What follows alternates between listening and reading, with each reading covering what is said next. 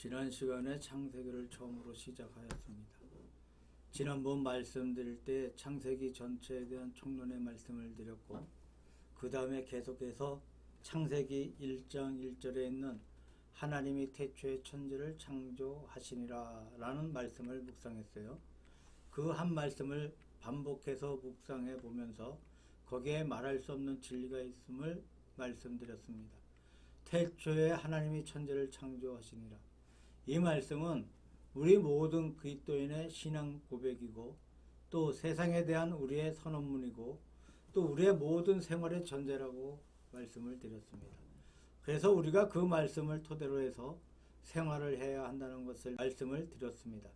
오늘은 창세기에 기록되어 있는 엿새 동안에 하나님이 천지를 창조하신 그 내용을 좀 더 이 다각도로 살펴보면서 우리에게 무엇을 말씀하고 있느냐 하는 것을 묵상해 보려고 합니다.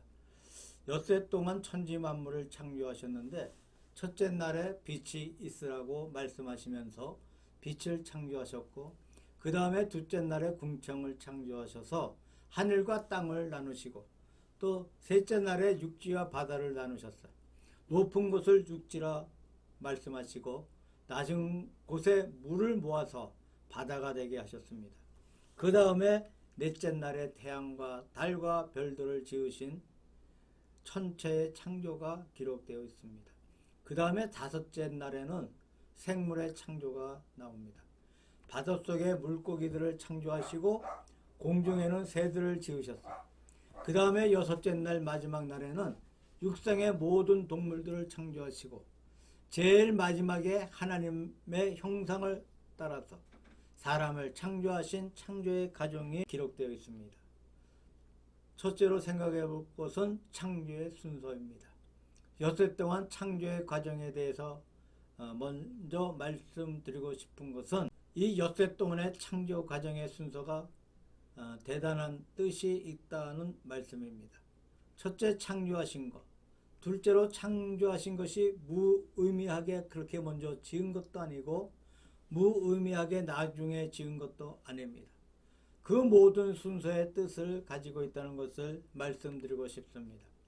먼저 첫째 날에 빛이 있으라 말씀하시면서 빛을 창조하신 것은 모든 창조의 근본 작업이고 출발이었다는 것을 말씀드리고 싶습니다. 우리가 하루의 생활을 시작할 때 아침에 일어나 먼저 하는 것이 불을 켜는 것입니다.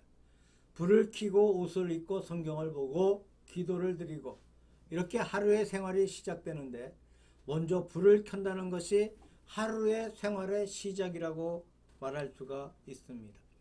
우리가 신령한 생활을 말할 때 우리의 참된 영적인 생활의 기초가 무엇입니까? 우리 마음속에 신령한 빛으로 밝아져 오는 것이 우리의 모든 생활의 기초입니다. 어두운 곳에서 옷을 입으면 그 옷을 거꾸로 뒤집어 입기로 하고, 옷을 잘못 입기도 하고, 어두운 곳에서 일을 하면 그 일이 잘못되어져서 다시 고쳐야 되고, 모든 일이 온전하지 못합니다. 불을 켜두어야 옷을 입어도 옷이 바로 입혀지고, 글을 써도 글이 바로 써지고, 또 일을 해도 일이 올바르게 되는 것처럼, 우리 영혼의 등불을 켜는 것이 모든 생활의 근본인 것을 말씀하고 있습니다. 우리 주님께서 나는 세상의 빛이라 하신 말씀의 뜻이 거기에 있는 줄로 믿습니다. 예수님께서 만민의 빛이 되심으로 주님을 우리 마음속에 모시는 것이 우리 생활의 가장 중요한 첫째 과업인 것을 말씀하고 있습니다. 얼핏 우리가 생각하면 빛이라는 것은 아무것도 하는 일이 없지 않느냐. 실제로 빛이야 있든 없든 무슨 관계가 있다는 말인가. 예를 들면 밥이 있으면 먹으면 되는 것이고, 옷이 있으면 입으면 되는 것이지 빛이 꼭 필요한 것인가. 이렇게 생각하기가 쉽습니다. 빛이야 있든 없든 큰 관계가 없는 것이다. 빛은 직접적으로 뭐 하는 것이 없지 않느냐. 이렇게 느낄 수가 있죠. 빛은 그 자체가 직접 무언가를 하는 것이 없는 것처럼 보이지만, 지금 말씀드린 것처럼 빛은 모든 일을 도와서 그 모든 일을 완전하게 해줍니다. 모든 분야에서 빛을 제거해 버리면 모든 것이 완전하게 되지 않습니다. 우리 신앙이 바로 그런 것인 줄로 믿습니다. 우리 기독교라는 것이, 복음이라는 것이 무엇입니까? 예를 들면 마음의 빛을 받아야 정치가는 정치를 바로 할 수 있게 되고, 교육가는 교육을 바로 할 수 있게 되고, 의사는 사람을 바로 고칠 수 있게 되고, 사업가는 그 사업을 바로 할 수 있게 됩니다. 우리가 주일을 맞이할 때 모든 성도가 교회에 나와서 하나님 앞에 예배를 드리며 하나님 앞에 은혜를 받으면서 우리 마음이 밝아집니다. 그런 밝아진 마음을 가지고 세상에 나와야 우리가 맡은 바 모든 분야에서 할 일을 올바르게 할 수가 있다는 겁니다. 그것이 마음의 빛을 받는 과정인 줄로 믿습니다. 마태복음 6장 33절에 너희는 먼저 그 나라와 그 의를 구하라. 그리하면 이 모든 것을 너에게 더하여 주시리라고 말씀하고 있습니다. 먼저 그 나라와 그 의를 구하라는 것이 바로 우리 마음속에 주님의 빛을 받는 생활이라고 봅니다. 그렇게 할 때 이 모든 것, 세상의 모든 일이 하나님 앞에 올바르게 되는 사실을 가리켜 말씀하고 있습니다. 그 다음에 보게 되면 둘째 날에 궁창을 지어내셨는데 1장 2절을 보게 되면 땅이 혼돈하고 공허하고 흑암은 깊음 위에 있고 하나님의 신은 수면 위에 운행하시더라 라고 말씀하고 있어요. 자, 창조의 과정에서 하나님이 지어 나가시는 과정에서 맨 처음 시초의 어느 시점에 혼돈의 시점이 있었어요. 비어있는 시점이 있었습니다. 어둠의 시점이 있었습니다. 그런 어둠의 시점에서 이런 혼돈의 상태는 하늘도 없고 땅도 없는 상태이고 육지도 없고 바다도 없는 상태이고 전부가 뒤죽박죽 섞여서 무엇이 무엇인지 알 수가 없는 그런 혼돈의 상태였어. 그 혼돈의 상태에서 먼저 하나님은 궁창을 창조하시고 하늘과 땅을 구별하셨습니다. 이것이 둘째 날의 과정입니다. 첫째 날에는 빛을 창조하셨는데 빛은 모든 작업을 근본적으로 도와준다고 말씀드렸습니다. 그 다음에 하신 일이 무엇입니까? 하늘과 땅을 나누어 놓는 것이요. 하늘도 없고 땅도 없는 세계에서 여기까지가 하늘이고 여기까지가 땅이다. 하늘과 땅의 경계를 그어서 그 두 세계를 나누어 놓으셨어요. 여기에 창조의 둘째 가업의 뜻을 우리에게 말씀해 주고 있습니다. 우리가 영적으로 해석해 볼 때 우리가 창조를 받기 전에 마음 상태가 어떠한 상태였는가? 하나님도 없고 사람도 없고 자기도 없고 자기 자신의 배가 바로 하나님이고 돈이 바로 하나님이고 자기는 돈의 종이고 질서는 도무지 없어요. 혼돈의 상태 가운데 있습니다. 이 혼돈의 상태, 위에 갈 것이 밑에 있고 밑에 갈 것이 위에 있고 그저 뒤죽박죽 되어 있는 이러한 세계, 이것이 창조받지 못한, 거듭나지 못한 마음 상태라고 볼 수가 있습니다. 이런 거듭나지 못한 마음 상태에 먼저 필요한 것이 무엇입니까? 하나님을 발견하는 것입니다. 하늘을 발견하는 것입니다. 그런 후에 그 하늘의 빛을 받아서 땅을 발견해 보는 것입니다. 명백하게 하늘과 땅의 경계를 그어 놓습니다. 인도에 가면 범신론이 있는데 거기에 브라만 종교와 불교도 그렇습니다만 엄밀하게 따져보면 하나님과 자기와의 구분이 없어요. 내 자신이 바로 하나님, 하나님이 바로 내 마음속에 있습니다. 그래서 내 자체가 오도성불하면 내가 부처가 되고 천상천하 유아독존이라고 하는 그런 경지에 들어가고 맙니다. 어떻게 보면 대단히 좋고 높은 것 같이 보이지만 자세하게 우리가 보게 되면 하나님과 자기 자신의 구별이 없어요. 우리 기독교는 그런 것이 아닙니다. 어디까지나 철저하게 하나님과 우리와의 구별이 있습니다. 어디까지나 하나님은 높으신 하나님이시고 전지전능하신 하나님이시고 우리는 어디까지나 그의 피조물이고 나약한 존재에 지나지 못하고 죄인에 지나지 못한다는 거예요. 하나님과 우리 인간 사이에 굵은 줄이 그어져 있어서 우리가 그리로 넘어갈 수 없고 하나님이 사람이 되지 못하는 그런 분간이 있어요. 이것이 기독교 신앙의 특성이라고 할 수 있습니다. 브라만 종교나 인도의 힌두교 혹은 불교의 특색이 무엇이냐 하면 하나님과 인간 사이에 경계가 없다는 겁니다.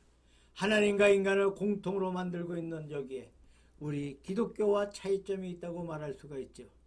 그래서 우리가 명백하게 하나님을 발견하는 것이 모든 생활의 기초가 됩니다.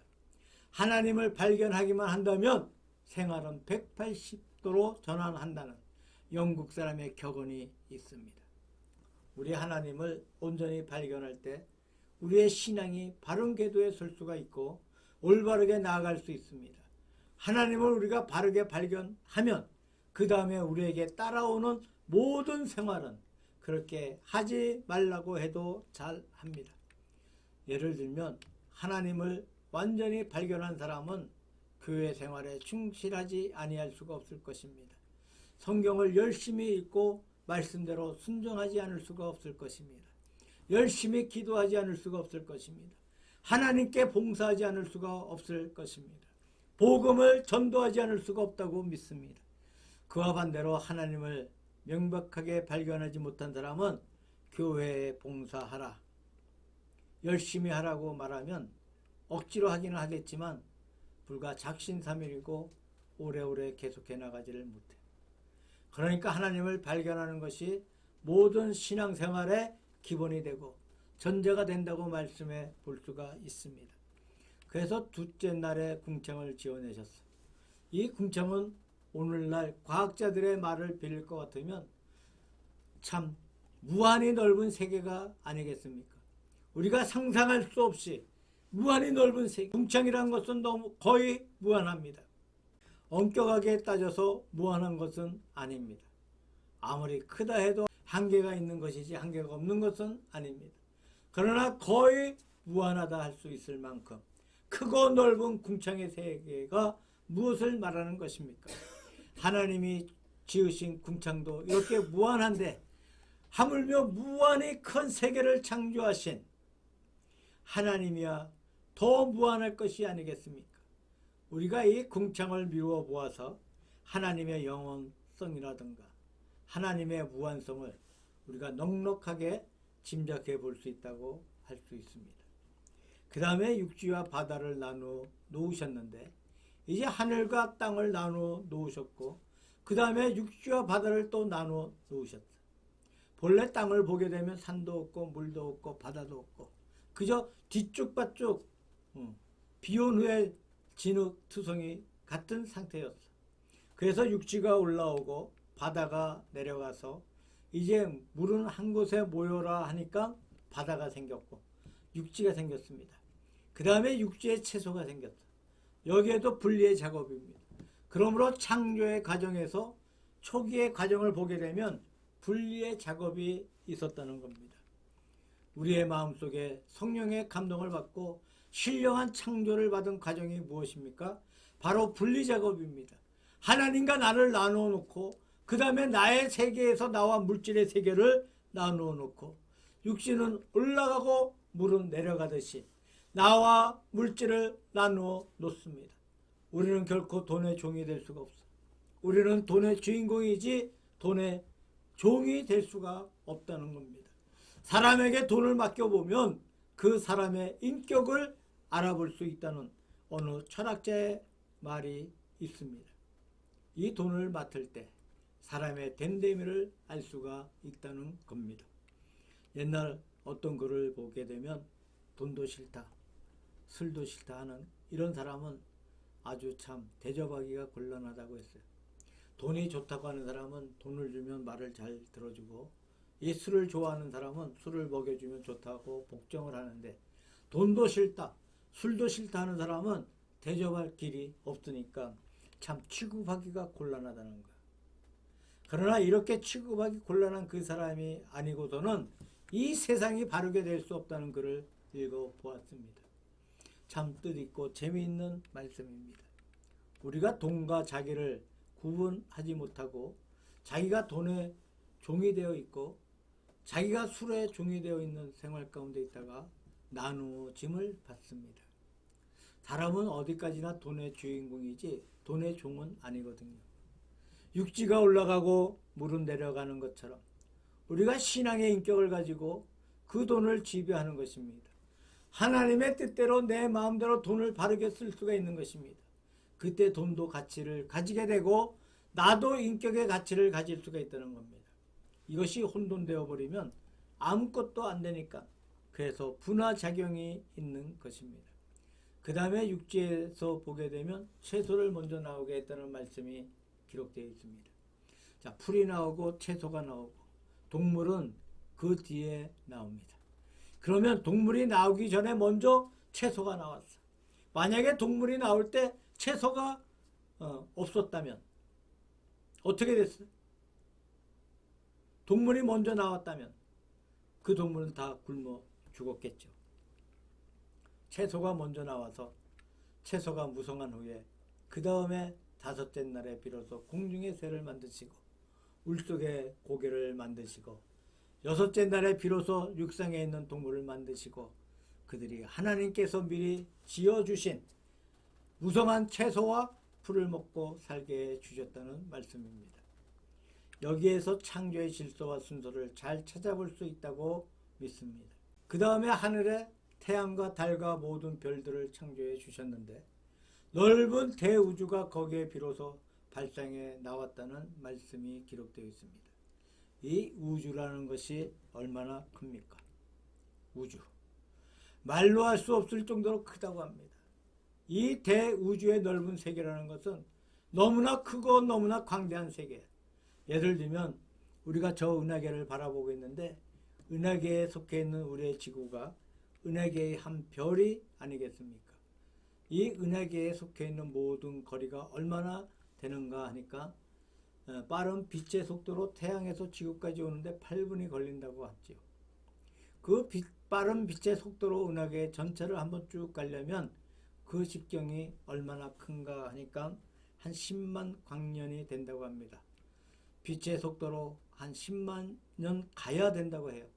현재 인간이 아무리 빠른 것을 만들어낸다 하더라도 빛보다 더 빠른 것은 못 만들어내는 것이 우리 과학의 상식입니다. 그러나 앞으로 어떤 기계를 만들어서 빛처럼 빨리 가게 된다 하더라도 은하계를 가려면 10만 년이 걸린다는 그런 말이 됩니다. 뭐 당대고 몇 대고 간에 어림없는 소리가 아니겠습니까? 굉장히 큰 세계예요. 또 은하계, 이 은하계 밖에 또 은하계가 있고 또 은하계가 있고 그것이 대체로 한 1000억 개가 된다고 합니다. 이 대우주가 얼마나 크냐? 그것은 아무도 모르지만 과학자들의 추측에 의할 것 같으면 한 2억 광년은 될 것이라고 말하고 있습니다. 자, 그 말이 사실일 것 같으면 얼마나 큰지 우리가 상상을 할 수가 없어.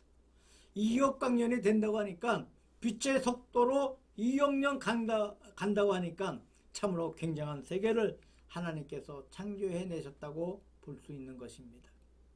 이렇게 대우주, 하늘에 있는 모든 별들을 다 만드시고 창조해내셨다는 말씀이에요. 여기에서 잠깐 말씀드리고 싶은 것은 이 창조의 엿새 동안에 현재 우리 과학의 세계가 말하고 있는 그 모든 신비한 과정이 다 포함되어 있다고 저는 믿고 있습니다. 요즘 과학자들은 말하기를 이 지구의 생성이라는 것이 한 몇억 년 걸렸을 것이라고 이야기하고 있어요. 이 지구가 만들어진 것이 몇억 년 걸렸을 것이다. 그 말은 그냥 하는 말이 아닙니다.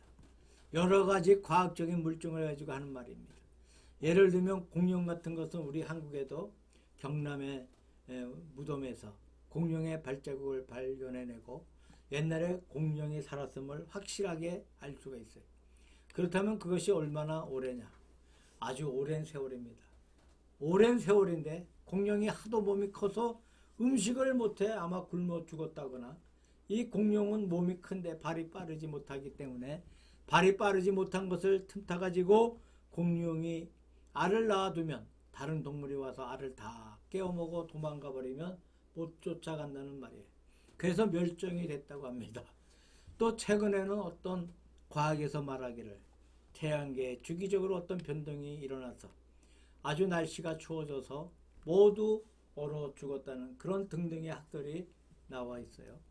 좌우지간 그런 여러 가지를 봐서 오래되었다고 생각하고 있는 것입니다. 석유 같은 것도 저 땅속에 있던 옛날에 미생물들이 모여서 직결되어 있다가 그것이 죽은 시체가 모여 석유가 되었다고 하지 않습니까?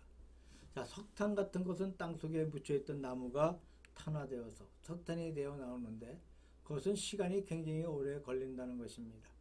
그걸 어떻게 조화시킬 수 있겠느냐? 성경의 창세기에 있는 이 엿새 동안의 창조의 과정 속에서 우리는 과학자들의 그 모든 말들과 충돌할 필요가 없다고 보고 있습니다. 자, 과학자들의 모든 이론들이 다 거기에 포함되어 있다고 저는 그렇게 믿습니다. 쉽게 비유로 말씀드릴 것 같으면 제6일 만에 하나님께서 아담을 지어내셨는데 우스운 질문이 되겠지만 아담이 창조를 받았을 때 몇 살쯤 되었겠느냐 하는 이런 질문을 하면 우습겠죠. 아담이 창조 받았을 때 금방 나왔으니까 한 살도 안 되었겠죠. 그러나 제가 말씀드리는 것은 아담이 아주 금세 지음받을 때 어린아이로서 지음받았다는 것은 아닙니다. 성장한 사람으로 만드셨으니까. 다시 말씀드리면 그 후에 있는 사람들의 역사에 비추어 볼 때 노인을 만들었을 턱은 없을 것이고 어린아이도 아닐 것이고 가장 활발한 장년기로 만들지 않았겠습니까? 예를 들면 한 30세나 40세쯤 되게 힘이라든가 사고방식이라든가 이러한 것이 그쯤 되게 만드신 것은 사실입니다. 그러면 아담만큼 늙으려면 나이를 먹으려면 그만한 사람이 되려면 예를 들면 40년이 걸립니다. 자, 40년 세월이 흘러가야만 아담 같은 사람이 돼요. 그러나 아담에 한해서 하나님께서 즉각적으로 만들어내셨다는 겁니다. 40년 걸려서 만들어내신 것이 아니라 즉각적으로 만들어내셨다는 겁니다. 만들어내니까 아담이 됐다는 말이에요. 아담을 만들어 놓고 몇 살쯤 되었느냐? 과학자들이 진단을 해보니까 40년 걸렸다 할 수 있거든요. 또 과학자들이 40년 걸렸다고 하는 말이 잘못된 말은 아닙니다. 다른 모든 것에 비추어 볼 때 40년이 걸린 것은 사실입니다. 그러나 하나님 편에서는 당장에 만들어내신 거예요. 또 하나 비유를 들어 말씀드리면 이러한 말이 있지 않습니까? 계란이 먼저냐 닭이 먼저냐. 계란이 먼저다 닭이 먼저다. 이것은 끝없는 변론입니다. 그러나 성경적으로 볼 것 같으면 계란이 먼저가 아니고 닭이 먼저가 아니겠습니까? 하나님께서 닭을 지어내실 때 먼저 계란을 만들어 부화시켜서 닭을 만든 것은 아닙니다. 맨 처음 닭은 바로 닭으로 만들어내셨어요. 보통 병아리는 잘 먹여 키우면 한 5개월 내지 6개월이 되면 성게가 된다고 합니다. 그 닭이 큰 닭이 된다고 합니다. 그래서 알을 낳을 수 있게 된다고 합니다. 그러면 하나님이 창조하신 닭 말고 그 닭의 새끼들은 틀림없이 5개월이 걸려야 알을 낳을 수 있는 큰 닭이 돼요. 자, 5개월의 세월이 필요한 것입니다. 그러나 맨 처음 창조하신 닭은 그저 쑥 만들어내신 거예요. 그러나 보통 사람의 판단으로는 5개월이나 6개월 걸렸겠다 할 수 있을 만큼 성숙해져 있습니다. 그러나 맨 처음 창조하신 닭은 그런 것이 아니에요. 하나님께서 순간적으로 5, 6개월 클 수 있는 것을 단번에 만들어내신 것입니다. 우리가 그런 논리를 펴나갈 때 하나님의 창조 엿새 동안에 하나님께서 과학자들이 설명하고 있는 아주 큰 우주를 다 만들어내셨다고 말할 수 있을 것입니다. 오늘날의 과학자들은 오랜 세월이 흘러야만이 이만큼 될 수 있다고 보는 것이니까 우리가 판단할 필요는 없어요. 과학자의 말하는 그런 오래된 우주 만물을 하나님께서 엿새 동안에 창조하셨다는 겁니다. 이 엿새는 하나님의 권능이 발휘된 엿새가 아니겠습니까? 그래서 우리가 창조의 신앙을 가지는 것입니다. 만약에 그렇지 않고 처음부터 자라나서 그렇게 됐을 것 같으면 창조의 신앙이 아니에요. 자연 진화론이나 자연 발생이지 창조의 신앙이라고 할 수가 없습니다. 하여튼 대우주를 하나님께서 창조해 내셨습니다. 그 다음에 닷새 만에 생물을 지어내셨는데 물속에 고기를 지어내시고 공중의 새를 지어내셨어요. 여기 21절에 보게 되면 모든 새를 그 종류대로 창조하시더라고 말씀하셨습니다. 창세기 1장 1절에 창조하시니라고 말씀했고 또 21절에 창조하시니라 하면서 두 번째 창조가 나와.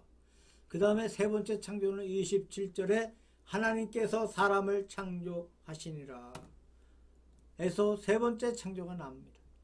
지난주에 말씀을 드렸습니다만 창조는 바라입니다. 이 바라의 뜻은 무에서 유를 창조했다는 뜻입니다. 없는 것에서 나온 것이 창조야. 아사는 이미 있는 것에서부터 발전하고 변형되어 나가는 단계를 가리켜 말하고 있습니다. 하나님께서 물로부터 생명을 창조하시고 바닷속에 있는 물고기, 지상에 있는 모든 새들을 다 지어내셨다는 말씀입니다. 그리고 여섯째 날에는 24절부터 31절에 보게 되면 처음에 동물을 지어내셨어요. 이제 말씀드린 대로 먹을 수 있는 채소가 준비되어 있습니다. 그때 채소를 먹고 살 수 있도록 동물을 지어내셨고 제일 마지막에 사람을 지어내셨는데 하나님께서 하나님의 형상을 따라 사람을 지어내셨어요. 그래서 마지막에 나왔던 사람이 이 모든 동물과 모든 만물을 지배하도록 하셨습니다. 최후의 만물을 지배할 사람을 지어내셨어요. 예를 들면 큰 모임에 가면 흔히 대통령이나 군사령관들은 제일 높은 사람이 제일 뒤에 옵니다. 다른 사람들이 다 미리 와서 준비하고 있으면 제일 높은 분은 제일 뒤에 와서 식이 시작되고 또 식이 끝나면 그 사람들이 제일 먼저 나가고 그 나머지 사람들이 뒤에 나가는 것을 볼 수가 있어요. 하나님께서 천지 만물을 다 창조하시고 최후의 만물의 으뜸이 되는 상관이 되는 사람을 지어내셨습니다. 이 아담으로 하여금 만물의 이름을 다 짓게 하셨어요. 그래서 아담이 이름을 부르는 대로 만물의 이름이 지어졌습니다. 어떤 사람은 아담을 굉장한 동물학자이고 식물학자이고 생물학자였다고 말을 합니다. 아담이 부르는 대로 이름이 생겨났으니까 아주 굉장한 동물학자, 식물학자가 아니냐는 말씀입니다. 하여튼 최후의 사람을 창조하시고 만물을 지배하게 만들어 주셨어요. 두 번째로 하나님께서 사람을 지으실 때 하나님의 형상으로 지어내셨다는 겁니다. 사람을 연구할 때 신학적으로 말하면 세 가지 단계에서 연구를 합니다. 첫째는 창조받은 인간, 두 번째는 타락한 인간, 세 번째로는 구원받은 인간, 이렇게 3단계로 사람을 관찰해 봅니다. 자, 창조받은 인간은 무엇인가 하면 하나님의 형상으로 지어내셨으니까 바로 사람이 하나님의 형상입니다. 창조받은 인간은 하나님의 형상이었습니다. 하나님의 형상이 무엇이냐? 하나님의 형상을 연구하는 것이 창조받은 인간 연구의 초점입니다. 두 번째로는 인간이 타락을 했습니다. 인간이 뱀의 꾀임을 받고 죄를 지었습니다. 두 번째 연구의 초점은 죄가 무엇이냐 하는 것입니다. 아담이 범죄함으로 말미암아 아담뿐만 아니라 그 자손들이 전부 다 죄악 가운데 빠졌고 그들이 태어나면서부터 죄악을 가지고 있는데 그것을 원죄라고 합니다. 원죄가 무엇입니까? 죄라는 것이 무엇입니까? 그 죄의 성격을 규명하는 것이 두 번째 과정의 인간 연구에서 초점이 되고 있습니다. 세 번째로 구원받은 사람이 무엇이냐? 예수 그리스도의 대속으로 말미암아 우리가 구원받았으니까 예수 그리스도의 대속이 어떠한 것이냐? 그 대속을 연구하는 것이 세 번째 구원받은 사람에 대한 연구의 초점입니다. 그러니까 사람을 연구할 때 첫째는 하나님의 형상을 연구해야 되고 두 번째로는 죄의 성격을 연구해야 되고 세 번째로는 그 죄악에서 구원시켜 주신 예수 그리스도의 속죄를 연구해야 합니다. 이렇게 3단계로 연구할 때 비로소 사람이 이러한 것이다 하는 사실을 알 수 있을 줄로 믿습니다. 물론 사람의 연구라는 것이 여러 가지로 여러 각도가 다 달라. 생물학적으로 사람을 연구한다 하면 사람이 뭘 먹고 사느냐, 피가 어떻게 도느냐, 몸속의 호흡기관이 어떠냐 등등 사람이 살아가는 그것을 동물적으로만 연구하는 것이 생물학적으로 연구하는 것입니다. 무슨 생각을 하든 정신이 어떻든 관계가 없어. 또 인류학적으로 연구하는 것이 있습니다. 인간의 부족이 어떠한 부족이냐, 알타의 계통이다, 생계통이다, 한계통이다 등등 이런 식으로 족속들을 연구해서 종족적으로 연구해 나가고 또 그 다음에 그 종족들의 문화 배경을 연구해 나가고 유럽의 게르만족은 어떤 문화를 가져왔고 동양의 한 민족은 어떻게 나왔고 하는 식으로 문화 인류학적 연구가 있습니다. 그러나 우리 기독교에서 사람을 연구한다는 것은 종족의 문제가 아닙니다. 미국 사람이든 한국 사람이든 다 똑같습니다. 또 그들의 문화가 어떻든 관계가 없습니다. 야만인이든 문화인이든 다 똑같아요. 인간의 본성을 살펴보면 똑같습니다. 사람이 범죄하는 것도 똑같은 것이고 사람이 죽는 것도 똑같은 것이고 그렇기 때문에 신령한 위치에서 사람을 판단해 보는 것입니다. 그때의 첫째 과정이 하나님의 형상입니다. 제가 하나님의 형상에 대해서 많이 말씀을 드렸습니다만 하나님의 형상이란 인간이 존엄한 존재라는 것을 말해주고 있습니다. 유대인의 탈무드에 이러한 말이 있습니다.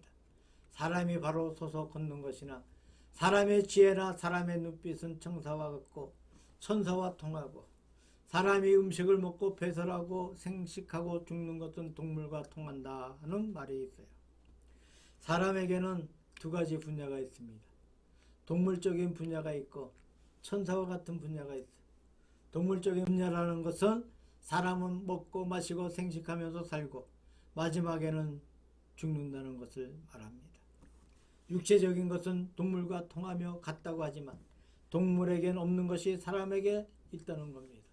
우선 사람은 똑바로 서서 걷고 사람의 눈빛이 동물과 같지 않습니다. 동물은 한결같은 눈빛을 가지고 살고 있습니다. 사람의 눈빛은 그야말로 천태만상입니다. 그 다음에 사람은 탁월한 지혜를 가지고 있습니다. 이 모든 것은 흡사 천사와 같다는 탈무드의 말이 있어요. 천사와 같다는 말은 궁극적으로 하나님과 같아진다는 말이라고 할 수 있겠습니다.